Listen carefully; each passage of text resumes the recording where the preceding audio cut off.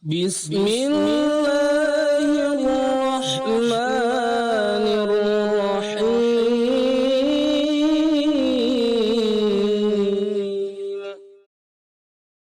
Assalamualaikum warahmatullahi wabarakatuh. Innal hamdalillah nahmaduhu wa nasta'inuhu wa nastaghfiruh. Wa na'udzu billahi min sururi anfusina wa min sayyiati a'malina. May yahdihillahu fala mudhillalah wa may yudlil fala hadiyalah. Asyhadu an la ilaha illallah wahdahu la syarikalah wa asyhadu anna Muhammadan abduhu wa rasuluh. Allahumma salli wa sallim ala Muhammadin wa ala alihi wa ashabihi ajmain, amma ba'd. Kaum muslimin, para pecinta ilmu syar'i, semoga dirahmati Allah Azza wa Jalla. Nah, yang kelima, hadis riwayat Imam Bukhari nomor 7280. Apa kata Nabi? Kullukum yadkhulul jannah illa man aba. Qalu wa may ya'ba ya Rasulullah? Qala man ata'ani dakhalal jannah wa man asani faqad aba. Tiap-tiap kalian, semua kalian akan masuk surga kecuali yang enggan, kecuali yang tidak mau. Para sahabat bertanya, "Ya Rasulullah, siapa yang tidak mau itu? Siapa yang enggan itu?" Kata Nabi, barang siapa yang mematuhiku, niscaya ia masuk surga. Barang siapa yang durhaka kepadaku, maka dia ke neraka. Itulah yang enggan itu. Jadi yang enggan itu adalah orang yang durhaka kepadaku, tidak mengikuti sunnahku, dia enggan. Artinya dia tidak mau ke surga. Yang keenam, hadis riwayat Ahmad nomor 1341 dan At-Tirmizi nomor 2272. Dan ia menilai hadisnya sahih. Apa kata Nabi? Innar risalata wan nubuwah qad inqata'at fala rasula ba'di wala nabi. Sesungguhnya kerasulan dan kenabian telah terputus, telah dihentikan. Maka tidak ada rasul dan tidak ada nabi sesudahku. Jelas, hadisnya tegas. Hadis ini memperkuat firman Allah surat 33 Al-Ahzab ayat 40 tadi. Muhammad Rasulullah wa khataman nabiyyin. Muhammad itu Rasulullah dan penutup para nabi. Quran dan hadis mengunci nabi rasul terakhir adalah beliau. Jadi kalau ada pemahaman, keyakinan yang mengatakan ada nabi, ada rasul setelah Muhammad, maka kafirlah dia, ingkarlah dia. Kalau dia ingkar, dia kafir, dialah yang enggan ke surga itu. Na'udzubillah min dzalik. Berikutnya, hadis riwayat Imam Muslim nomor 523 dan At-Tirmizi nomor 1553. Apa kata Nabi? Fuddiltu 'alal anbiya'i bisittin wa'titu jawami'al kalim wa nusirtu birru'bi wa uhillat liyal ghanaim wa ju'ilat liyal ardu masjida wa tahura wa ursiltu ilal khalqi kafata wa khutima biyan nabiyyun. Aku diutamakan atas para nabi dengan 6 perkara. Jadi Nabi mengatakan, aku Allah lebihkan dengan nabi-nabi yang lain dengan 6 perkara ini. Pertama, aku dikaruniai jawami' al-kalim. Artinya kemampuan berbicara singkat dan padat. Singkat, padat. Kedua, aku diberi pertolongan atas musuh dengan rasa takut. Artinya, siapapun menghadapiku, Allah datangkan kepadanya ketakutan yang menjadi-jadi. Yang ketiga,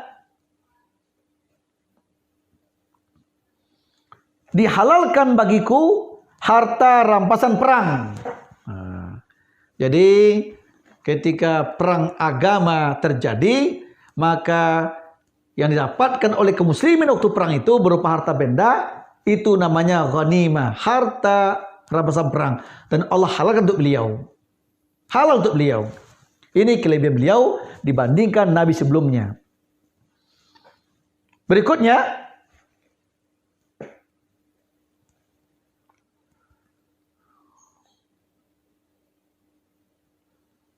bumi ini dijadikan masjid dan suci bagiku. Jadi bumi ini, tanah ini, Allah jadikan untuk beliau tempat sujud, tempat yang suci. Jadi dimanapun kita berada, begitu waktu masuk, waktu sholat, kita sholat tanpa sejadah, tanpa alas, sujudlah di bumi ini. Walaupun tanah yang tidak kering, yang basah, yang kotor, tapi suci kata Allah. Ini kelebihan beliau dibandingkan nabi-nabi dan rasul-rasul sebelumnya. Aku diutus kepada seluruh manusia dan denganku kenabian ditutup. Inilah 6 macam kelebihan aku dibandingkan nabi-nabi yang lain. Nabi yang lain untuk umatnya sendiri, tapi aku untuk seluruh umat, dan aku penutup nabi dan rasul. Kedelapan, ini hadis riwayat Imam Bukhari nomor 2957. Man ata'ani faqad ata'a Allah, wa man asani faqad asallah, wa man ata'a amiri faqad ata'ani, wa man asa amiri faqad asani. Barang siapa yang taat kepadaku, berarti ia taat kepada Allah. Dan barang siapa yang durhaka kepadaku, berarti ia telah durhaka kepada Allah. Dan barang siapa yang taat kepada pemimpin pilihanku, maka ia berarti telah taat kepadaku. Dan barang siapa yang durhaka kepada pemimpin yang aku pilih, maka ia telah durhaka kepadaku. Hadis ini menggambarkan kewajiban mutlak untuk taat kepada Allah, taat ke Rasulullah, dan ada perintah untuk taat kepada ulil amri. Yang ke-9, hadis riwayat Ad-Daruqutni. Hadisnya hadis hasan. Apa kata Nabi? Innal jannata hurrimat alal anbiya'i kullihim hatta adkhulaha, wa hurrimat alal umami hatta tadkhulaha ummati. Sesungguhnya surga diharamkan atas seluruh nabi sehingga aku memasukinya, dan diharamkan pula atas seluruh umat sebelum umatku memasukinya. Artinya hadis ini menjelaskan tentang akulah, kata Nabi, Nabi Rasul yang pertama ke surga, baru Nabi Rasul yang lain. Umatku yang pertama ke surga, baru umat-umat yang lain. Yang ke-10, hadis riwayat At-Tirmizi nomor 3613, Ibnu Majah nomor 4314, Ahmad 2078, 2074. Apa kata Nabi? Idza kana yaumul qiyamah kuntu imamal anbiya wa khatibahum wa sahiba syafa'atihim ghairu fakhrin. Pada hari kiamat nanti aku menjadi pemimpin para nabi, juru bicara mereka, dan pemberi syafaat kepada mereka. Perkataanku ini bukanlah suatu kesombongan. Masya Allah. Ini luar biasa kelebihan beliau dibandingkan nabi dan rasul yang lain. Di hari kiamat nanti, kata Nabi, aku menjadi pemimpin para nabi dan rasul, juru bicara nabi dan rasul, dan aku pemberi syafaat kepada mereka. Kata Nabi, ini ucapanku yang jujur, bukan kesombongan. Ingat, tidak ada ucapan Nabi melainkan wahyu dari Allah. Ucapan Nabi itu benar, jangan dikatakan bohong.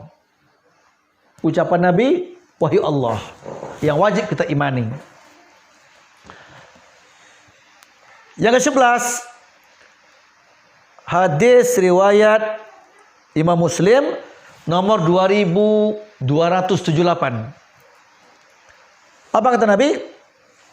Ana sayyidu walidi Adam yaumal qiyamah wa awwalu man yanshaqqu anhul qabru yaumal qiyamah wa awwalu syafi'in wa awwalu musyaffa'in.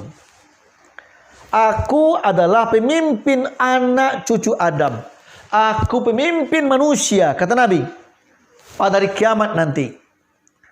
Orang pertama yang kuburannya terbuka dari kiamat, orang pertama yang memberikan syafaat, dan orang pertama yang dikabulkan syafaatnya.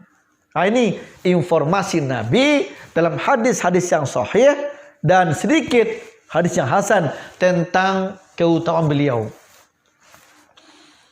Poin yang keempat, nah ini poin yang terakhir, adalah kesaksian kitab Taurat dan Injil tentang kerasulan dan kenabian Nabi Muhammad, serta berita dari Nabi Musa dan Nabi Isa alaihissalam yang tercantum dalam Quran. Jadi informasinya bukan hanya dari Allah dan Rasulnya, dari Nabi sendiri, tapi juga dari Taurat dan Injil diinfokan tentang kerasulan, kenabian Muhammad SAW. Di antaranya, pertama, surat 61, ayat yang ke-6. Wa idz qala Isa bin Maryam ya bani Israil inni rasulullahi ilaikum musaddiqan lima baina yadayya minat taurati wa mubasysyiran bi rasulin ya'ti min ba'di ismuhu Ahmad. Dan ingatlah ketika Isa putra Maryam berkata, hai Bani Israel, kata Nabi Isa, sesungguhnya aku adalah utusan Allah kepadamu, membenarkan kitab yang turun sebelumku, yaitu Taurat, memberi kabar gembira dengan datangnya seorang Rasul yang akan datang sesudahku, yang namanya Ahmad atau Muhammad. Tercantum di Quran menjelaskan tentang isi Taurat, bahwa Nabi Musa, ya, tercantum dalam kitab ini, dalam kitab Taurat, dalam kitab Injil, yang mengatakan bahwa Isa berkata kepada umatnya bahwa akan datang Nabi yang terakhir, Rasul terakhir nanti setelah aku, berimanlah kalian kepadanya, namanya Ahmad atau Muhammad. Berarti informasinya adalah dari Nabi sebelumnya tentang kedatangan beliau. Yang kedua, tercantum pada surat yang ke-7 Al-A'raf ayat 157. Apa kata Allah?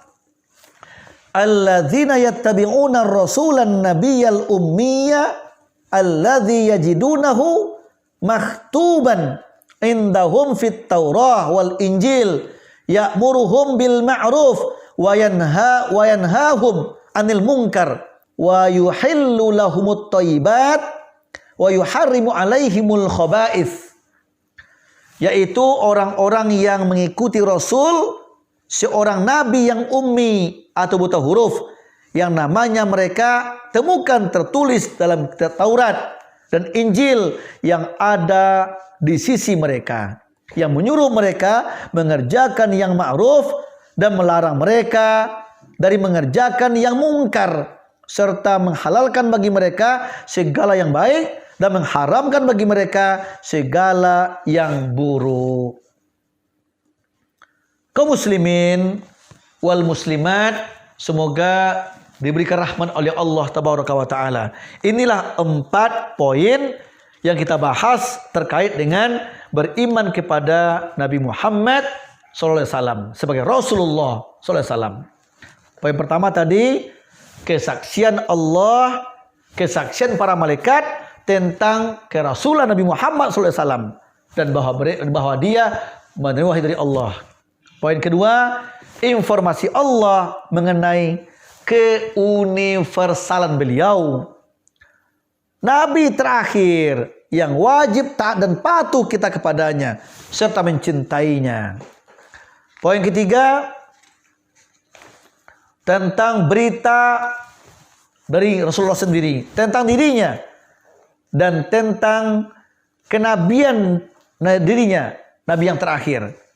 Kewajiban patuh dan taat kepadanya tercantum di hadis-hadis Nabi yang sahih dan ada sedikit yang hasan. Baru poin keempat adalah tentang kesaksian kitab Taurat dan Injil tentang kenabian, kerasulan Nabi Muhammad SAW.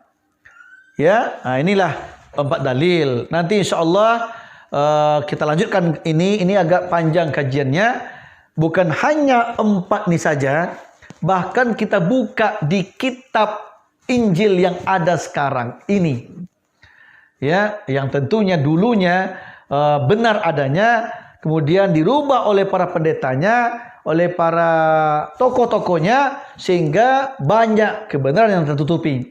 Nanti kita lanjutkan sebagai penutup bab ini, yaitu tentang sumber dari Alkitab Indonesia, sumber dari kitab Injil, kitab Ulangan, bahkan kitab Kejadian, ya, ini semua diungkapkan. Kitab Matius, ya, ada juga.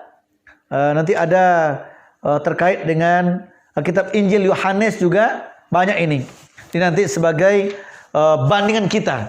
Bukan hanya Quran yang bicara, bukan hanya hadis Nabi, tapi di kitab-kitab pun ada informasi dan berita tentang kerasulan Muhammad SAW. Berarti bab ini, ya, bab pertama, pasal yang ke-9 ini bersambung, ya. Ada nanti kelanjutannya sedikit lagi, insyaallah. Mudah-mudahan kita bisa paham, dan mari kita ikuti nanti semua ini untuk sekali kajian lagi, baru kita masuk ke pasal berikutnya. Assalamualaikum warahmatullahi wabarakatuh.